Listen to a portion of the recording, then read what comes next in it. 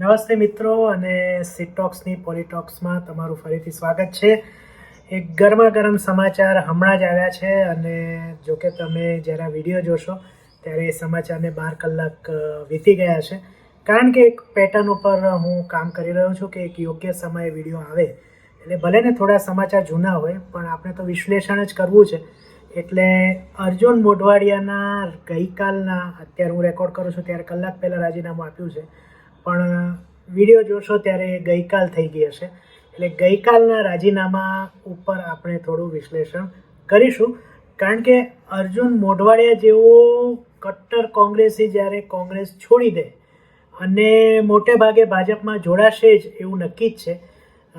પણ જો એવું થતું હોય તો પછી જેમ આપણે થંબનેલ તમે જોયો એ ઘણું બધું સૂચવી જાય છે.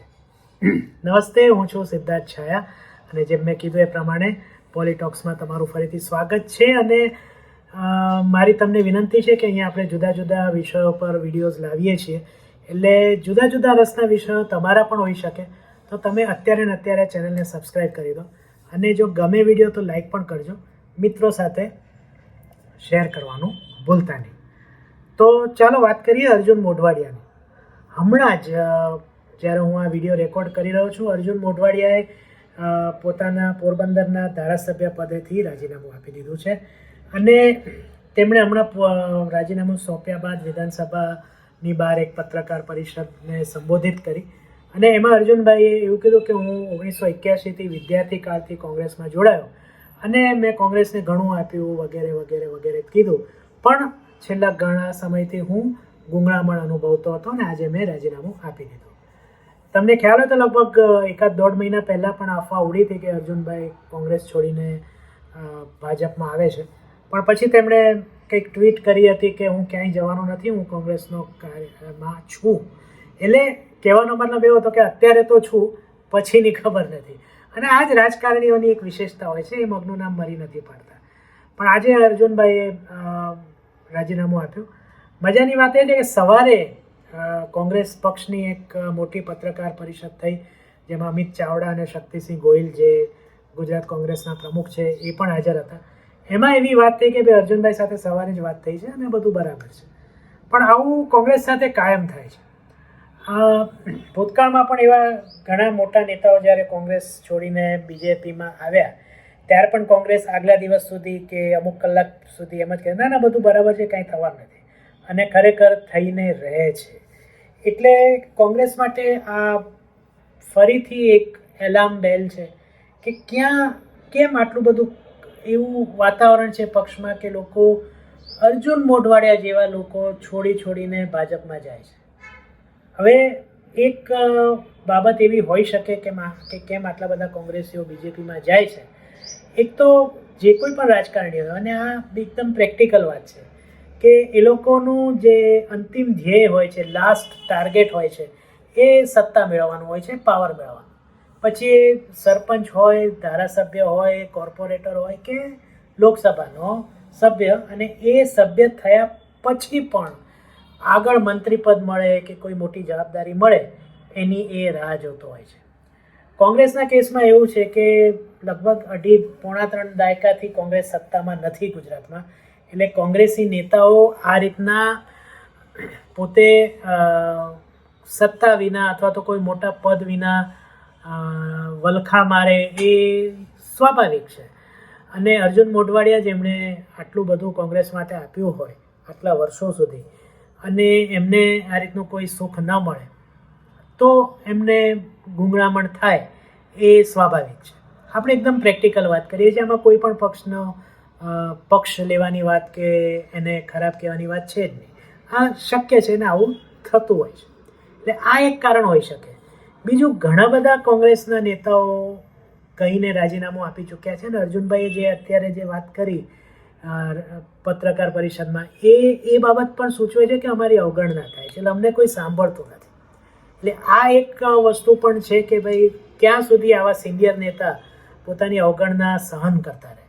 એટલે આ એક કારણ પણ હોઈ શકે. બીજું એક કારણ, ઇન્દિરા ગાંધીના સમયથી આમ જો તો પહેલેથી જ ગુજરાત કોંગ્રેસ ઉપર જે સેન્ટ્રલની કોંગ્રેસ છે એને કંઈ બહુ માન કે એવું હોય એવું મેં જોયું નથી કે એમની વાતો સંભળાય. એટલે એ રીતના પણ એક આટલા વર્ષો પછી એક દુઃખ થાય ને ગુંગળામણ જે અર્જુનભાઈ કહે છે એ થાય એ પણ શક્ય છે, અને એટલે પણ રાજીનામું આપી દીધું હોય. બીજું કમ્યુનિકેશન ગેપ, જે આ પ્રમાણે મેં કીધું એ પ્રમાણે જો ધ્યાન જ ના અપાતું હોય તો ગુજરાતને સાઈડમાં આપીને રાખીને અહીંયાથી જતી વાતો ઉપર કોઈ ધ્યાન ન અપાતું હોય, અને અથવા તો ત્યાંથી કશું કહેવામાં આવ્યું હોય અહીંયા કંઈક સમજવામાં આવ્યું હોય, એવું પણ શક્ય છે. હવે વાત કરીએ અર્જુનભાઈના જે રાજીનામું જે આજે પડ્યું છે એના ટાઈમિંગની. જે પત્રકાર પરિષદની મેં વાત કરી કોંગ્રેસના નેતાઓની જે સવારે હતી, એ 7મી તારીખે જે ભારત જોડો યાત્રા રાહુલ ગાંધીની ગુજરાતમાં આવવાની છે એના વિશે હતી. 7મી તારીખ અને આજે 4મી તારીખ, એટલે 3 દિવસ પહેલાં જ અર્જુન મોઢવાડિયાએ કોંગ્રેસ છોડી છે. એ પણ કોઈ નાના મોટા નેતા નહીં, જે વિધાનસભામાં વિપક્ષના નેતા બન્યા હતા, કે કોંગ્રેસના ગુજરાત પ્રદેશના પ્રમુખ રહ્યા છે વર્ષો સુધી, અને ઘણી વખત એ ધારાસભ્ય રહ્યા છે પોરબંદરથી, એવા વ્યક્તિ આવું ટાઈમિંગ જોઈને રાજીનામું આપે એટલે એ એક મહત્વની વાત આપણે જોવી જોઈએ કે કોંગ્રેસીઓ ખુદ એવો સમય પસંદ કરી રહ્યા છે કે ક્યારે કોંગ્રેસને વધુ તકલીફ થાય ત્યારે જ આપણે રાજીનામું આપીએ. એટલે અર્જુનભાઈએ પણ આ તક જોઈ કે જે દિવસે રાહુલ ગાંધીનો પ્રોગ્રામ શું છે એની જાહેરાત થાય છે એના 3-4 કલાકમાં કે 5 કલાકમાં એ રાજીનામું આપી દે છે. એટલે આ એક ટાઈમિંગ છે. પ્લસ એમને ભાજપમાં લાવવા માટે કેટલી બધી તૈયારીઓ છે એની જાણ અત્યારે એ બાબતે થાય છે કે વિધાનસભાના અધ્યક્ષ શંકરભાઈ ચૌધરી જે છે એ ક્યાંક બીજે હતા, અને અર્જુનભાઈને આજે જ રાજીનામું અપાવડાવવું, એટલે ટાઈમિંગમાં આ પણ એક સામેલ છે, એ જરૂરી હતું. એટલે એ હેલિકોપ્ટરથી જ્યાં હતા ત્યાંથી પાછા ગાંધીનગર આવ્યા, વિધાનસભા સંકુલમાં ગયા અને અર્જુનભાઈને મળ્યા અને એમનું રાજીનામું એમણે સ્વીકાર્યું. એટલે જો અર્જુનભાઈ એ ગુજરાતના બહુ મોટા નેતા છે, રાજકીય નેતા, એ બીજેપી પણ જાણે છે, એટલે એમને પૂરતું માન સન્માન આપવું એ વસ્તુ પણ એ સમજે છે. એટલે આટલી ઉતાવળ અથવા તો આટલું પરફેક્ટ ટાઈમિંગ ગુજરાત બીજેપીના નેતાઓએ વિચારીને એને આજે એક્ઝિક્યુટ કર્યું છે. એટલે આ એક બહુ નોંધપાત્ર વાત છે. હવે વાત કરીએ કે અર્જુન મોઢવાડિયાનું થશે શું. 1-2 એવી ગણતરીઓ છે કે એમણે સીટ ખાલી કરી, એમની હવે ચૂંટણી હવે લોકસભા સાથે જ થશે. તો પોરબંદરમાં એમને, કારણ કે લોકસભાના જે ભાજપના ઉમેદવાર છે તો કદાચ જાહેર થઈ ગયા છે, મનસુખ માંડવિયા છે કદાચ, તો એ તો થશે જ. પણ હવે અર્જુનભાઈને વિધાનસભા જે એમણે ખાલી કરી છે એમાં જ એમને ઉમેદવાર બનાવવામાં આવે, અને જ્યારે એ જીતીને જાય ગાંધીનગર ત્યારે એમને કોઈ સારું મંત્રી પદ પણ આપવામાં આવે ભૂપેન્દ્રભાઈ પટેલના મંત્રીમંડળમાં. આ એક થઈ શકે છે. અથવા તો મારા વ્યક્તિગત મતે પોરબંદરની આસપાસ જ્યાં અર્જુનભાઈનો પ્રભાવ હોય એવી કોઈ બેઠક છે ત્યાં એમને ટિકિટ આપવામાં આવે અને એમને લોકસભામાં મોકલવામાં આવે. આ પણ એક શક્યતા છે. હવે વાત કરીએ કે જો પોરબંદરની બેઠક ઉપરથી અર્જુનભાઈને ઊભા કરવામાં આવે તો જેમની સામે એ 2017માં હારી ગયા હતા અને જેમની સામે એ હાલની 2022ની ચૂંટણીમાં જીતી ગયા હતા એવા બાબુભાઈ બોખીરિયાનું શું થાય? કારણ કે એ બંને કટ્ટર પ્રતિસ્પર્ધી છે પોરબંદરમાં. એક કોંગ્રેસમાં લડતા, એક બીજેપીમાં લડતા, ત્યાં સુધી તો વાંધો હતો જ નહીં. હવે જ્યારે બંને બીજેપીમાં આવી ગયા છે ત્યારે શું? પણ હમણાં મેં એક ટીવી ચેનલ ઉપર બાબુભાઈનો ઇન્ટરવ્યૂ જોયો તો એમણે કહ્યું કે બધું બરાબર છે અને અર્જુનભાઈ જ ઊભા રહેશે, અને એ ઊભા રહેશે તો મારો એમનો સંપૂર્ણ સાથ છે. જોઈએ આગળ શું થાય છે. પણ અર્જુનભાઈ માટે એક કપરી સ્થિતિ, જે જનતા અત્યારે તો આપણે કહીએ ને કે ભાઈ જોડાઈ ગયા, મને આમ હતું, મને તેમ હતું. એમણે એમનું રાજીનામું જ્યારે આપ્યું છે ત્યારે એમાં એમણે સ્પષ્ટ લખ્યું છે કે ભાઈ રામ મંદિર જેવો મુદ્દો જે લાગણી સાથે ભારતના દરેક વ્યક્તિ સાથે જોડાયો હોય એમાં એના પ્રાણ પ્રતિષ્ઠામાંની હમણાં પ્રેસ કોન્ફરન્સમાં પણ બોલ્યા, જો કોંગ્રેસ જવાની ના પાડતી હોય તો એ બહુ ખોટું કહેવાય અને એને કારણે હું રાજીનામું આપું છું, આવું એમણે કીધું. પણ પરિસ્થિતિ એવી છે, આ તો એમનું એક પબ્લિક પોસ્ચર છે, પણ પત્રકારોએ હમણાં જે વાત કરી પ્રેસ કોન્ફરન્સમાં એનો જવાબ અર્જુનભાઈએ ના આપ્યો. એ પ્રશ્ન હતો કે તમે અત્યાર સુધી બીજેપીના નેતાઓને રંગા બિલ્લા કે બુટલેગર આવા બધા સૂચક નામેથી બોલાવ્યા, હવે તમે બીજેપીમાં જશો તો તમને તકલીફ નહીં પડે. અર્જુનભાઈએ આ જે આખો પ્રશ્ન છે એને ટાળી દીધો અને કીધું હવે હું હિન્દીમાં બોલીશ. એટલે એ પણ અસહજ લાગ્યા આ પ્રશ્નનો જવાબ આપવામાં. અને આપણને પણ એવું થાય કે જે આટલું બધું બોલ્યા હોય બીજેપીના મોટા મોટા નેતાઓ માટે, અને બિલો ધ બેલ્ટ પણ કહી શકાય એવી ભાષાનો પ્રયોગ કર્યો હોય, અને એ બીજેપીમાં જાય એ કેવું?